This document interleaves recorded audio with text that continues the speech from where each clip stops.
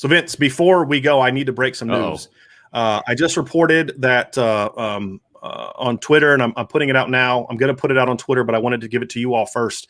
Lawrence Keys III is leaving the team. Wow. And he is obviously frustrated with how things have gone for a little while now. And I talked to multiple sources today. He did inform his teammates and the coaches that he's going to sit out the remainder of the year, focus on getting his degree. He is scheduled to graduate in December, and then he is going to figure out what's next for him. Wow. I don't know if there's going to be another this season, but I'm told he's not alone at that position. He's now the 5th wide receiver to leave the team via transfer since the 2020 season ended. Yeah. And if you don't think that's a problem by now, and we're going to hear the spin of, oh, well, he's this. Look, this is a problem. I don't know how else you can say it, but to have this many players leave one position in one offseason, that's problematic. So that is the breaking news. I'm getting ready to tweet this out, Vince, but I wanted to make sure that the IB family heard it here first. So that's a little bit of breaking news for you. Wow, you're not kidding. Holy smokes. And you're right. It's a red flag. That's the nicest way to put it, to be honest with you. When it's one position, look, there's going to be attrition on college football teams, especially good ones, right? There's going to be that's going to happen because guys come, they want to play, and not everybody can play. Right. But when it's chronically one position, that's the issue. Yeah, and I can tell you that it's not just about guys not playing. It's what they're being told and then not told. Right. That to me is the bigger issue. And we have a huge super chat from Kevin Dillon. So Kevin, I appreciate that. I appreciate that very, very, very, very much. Very, very much. That's awesome. Thanks, Kevin. Yes, I appreciate that very much. So that's the breaking news. Lawrence Keys. Let's take this down so we can kind of focus on this. This is a big loss for Notre Dame because this hurts their personnel. This hurts their personnel quite a bit, in my opinion. You're talking about a guy that was the sort of the standout all spring. We talked about this every single practice video we got. Lawrence Keys was making plays. He went out and made plays in the blue gold game.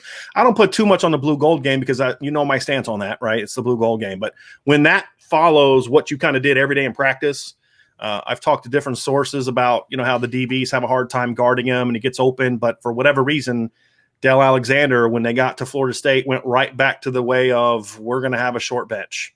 Right. And here's where that's disconcerting. If they stay healthy the rest of the year and nobody gets hurt and everybody plays to their potential, they'll be okay.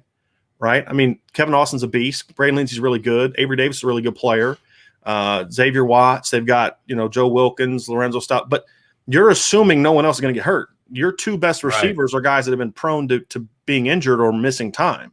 You now lose one of them. You are now screwed. You're now in trouble, in my opinion. And it's all because there's just a failure to communicate. There's a lack of trust there. We remember what Connor Radigan said in his thing about it takes a while to gain trust. And it sounds like there's just not a lot of, he's making the players earn his trust. Well, as a coach, I also have to earn the players' trust. Right. And that's not happening. Right. And that's problematic. And for a kid that this is a kid that people tried to talk into transferring last year after the season. And he said, no, I'm staying it out. I'm staying it out. Like, I want to be here. I want to graduate. I want to play with my team. For that to deteriorate from what I was told by sources, that he wanted to stay. There's no way he was transferring because people around him were trying to, there was influences that want him to transfer, like all these kids go through. And he was adamant, nope, not going anywhere. His family was very supportive of that. They didn't want him to go anywhere.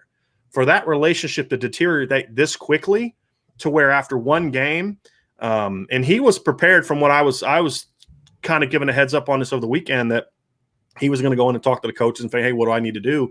He wasn't planning on leaving. Those conversations said, okay, well, after that, there's no point sticking around. Right. That's what it tells me. That's what that tells me. It tells me that. And look, this is my speculation. This is not something that, Lawrence told me on the phone or anything. Right. But if he had those conversations and going in and said, trying to figure out what he needs to do to get on the field, and he left saying it's better off that I just leave, that is very disturbing to me because that means the coaches were like, yeah, okay, that's fine. You can go. that you're just a depth piece for us. We don't see you getting on the field anytime soon. You know, whatever the conversation was, it led him to leave. And that is disturbing beyond measure to me, because the way I looked at things, the way I saw spring and I saw those videos and I saw, you know, fall and everything, I kind of looked at Avery Davis and Lawrence Keys as like an or situation. It was like both of those guys use both of them. Like evenly, you know what I mean? Like whoever starts, okay, whatever, you know what I mean? You make those snaps even, and either one of those guys can be dynamic for you. And so that's when you tell me that disturbs me even more. Yeah, that the coaches basically pushed him out the door. I wouldn't say they pushed him out the door. I wouldn't say that. I would say, like, I don't think they wanted him to leave. I'm pretty confident they didn't want him to leave. It was just, again, I think the responses to his frustration of, you know, I do all these things, and then the week leading up to the game, all of a sudden my circumstance changes and I'm not playing. Like, I'm not happy about that. And the response to that at the position coach level was such that it was like, okay, nothing's going to change. Right. And there's nothing I can do to change. Right. And I think that was, you know, from talking to some sources, that was, I think, where the frustration was, is it's one thing to not be playing. It's another thing to not be giving any guidance on what I can do differently. Right. And then be told one thing, and then you do that, and then it's like, well, okay, but now it's something different. And I think mixed messages. That's the problem. That was the frustration, is like, you tell me I need to do this, and then I do that, and then it's now you've moved the goalpost, so to speak. Yeah. And I think that's where the problem is. And so this leaves them in a precarious situation, and people can say, oh, you know, now you've got an extra scholarship for 2022. Okay. But what's to say this isn't going to continue happening? Right. You know, and what's to say things are going to be different? It's not as simple as just saying, well, there, you know, more scholarships for next year or whatever the case may be. So that means you recruit more players next year that it's going to take you 3 years to develop. Right. And, you know, look, it doesn't take much for Ohio State or whoever that you're recruiting against to be like, hey, you're a really good receiver, and look how many receivers they've lost over the last 2 years, 3 years, whatever, you know, whatever they want to use. It's right there for them, man. And look, not every situation is the same, but after a while, you have to start picking up a pattern at one position. Either they're just super unlucky at that position, or there's a problem. And look, you say, well, you know, this guy did this problem, this guy had that problem. I mean, all those things are true, but I can tell you at the core of all these situations was a lack of leadership at the top of that position group, even though all the circumstances were different. And so to me, I just look at it and say that when this continues to happen at one position, if this doesn't wake Brian Kelly up, I don't know what will. Right. Unfortunately, I don't think it will. I think it's been very easy to dismiss the guys that are leaving. Say, oh, it was him. And that's what they've pretty much done at this point in time. And so this is a problem. This is going to have to get addressed because you just can't keep hemorrhaging players from one position and guys that were, you know, had talent, had potential, you know, Kendall Edwards-Helaire needed work, but he had potential, you know, Jordan Johnson has potential. Jay Brunell has potential.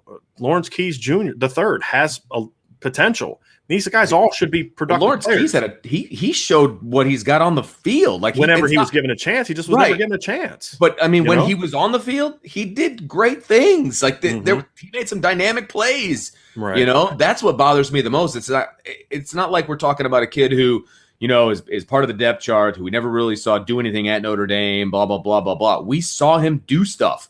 You know, good stuff, and he's still leaving, and they're still allowing him to leave, and that's a problem. It's a problem. Right. Kevin Dillon with another super chat. Man. Kevin, I appreciate that very much. It's a recruiting nightmare at Notre Dame, and I think you're right. And look, the class they have coming in, it's an excellent class, but I mean, again, Tobias Merriweather should have been recruited by bigger schools, but he wasn't. You know, they didn't beat Oklahoma for him. They didn't beat Alabama for them. Now they beat some of those schools for CJ Williams, but CJ Williams he's been a Notre Dame fan for a long time. I'm not trying to take away from it, but also I'd give a lot of that credit to Tommy Rees, not Dale Alexander. And this isn't the first time that you've had receivers leave in the middle of the season. Michael Young did that. Right. I mean, to the point where he was just so frustrated with how it was going that it was like, hey, you know what? Like, why am I even here?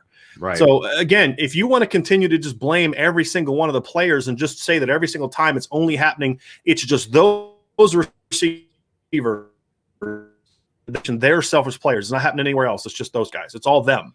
You can do that and put your head in the sand and say that, or you can say, you know what, this is just happening too much. Yeah, maybe we need to look in the mirror. Like, maybe this is an us problem and it's not a them problem, right? Yeah, that's. Yeah. It's just so everybody knows, I had no idea this was coming. Brian didn't share this with me, so this is my reaction. Because I'm getting it when you guys are getting it, and it's devastating to me. This one hits me hard. I was so excited to watch. You're very high on Lawrence Keys because what you saw from him in practice in the spring. Yes, absolutely. I was so excited to see him make plays. I mean, he was essentially a starter to me. Even though Avery Davis was a starter, Lawrence Keys was a starter too. And he was going to make plays this year. And this is tough. This is really hard. You got that one from John? Yep, John A1. Thanks for being with us, John. Can Indy win a national championship with these kind of program impediments? This is ridiculous. BK needs to jump on his staff now. Thanks for explaining this, IB. It's always something. And look, they're not going to like this. They're not going to like that we broke the story. They're not going to like that we're talking like the way we are. They don't like that. But this is my job. My job is not to defend the staff. My job is to not smooth things over for the staff. My job is not to my job is to be honest with Notre Dame fans. And to John's point, this is one of those things on this side of the ball that you have to address it. You can't recruit elite receivers when it takes them 3-4 years to get going. Right. You can't recruit elite receivers when Ohio State's getting these kids ready to play early on, years 1 and 2, and it takes them 3-4 years. You can't do it. And you're going to get some kids here and there, but overall, you're going to lose out on more than you want. What I'm hearing about the latest with Cardinal Tate, it's not looking good for Notre Dame. And you're going to lose a Chicago Catholic school kid to probably Ohio State, the way things are going now. There's time to turn it around. Sure. And really the only reason that you're in the game, from what I'm told from sources, is Tommy Reese, not Dell, which again, it's – and that's not surprising. Yeah. And again, I'm not trying to disparage anybody. Dell did a great job with Tobias Merriweather. I'll give him credit for that one. But you can't just recruit one guy. You got to recruit multiple guys. There's more, and because Notre Dame doesn't run, 3 tight ends all the time with one receiver. Like, that's not their offense, right? The philosophical change of Notre Dame's offense was what we've been calling for. Requires multiple receivers. Right. So you need to recruit multiple receivers every single year. That needs to be one of your deepest positions, frankly. And this is not the way to go about doing that at all. Yeah.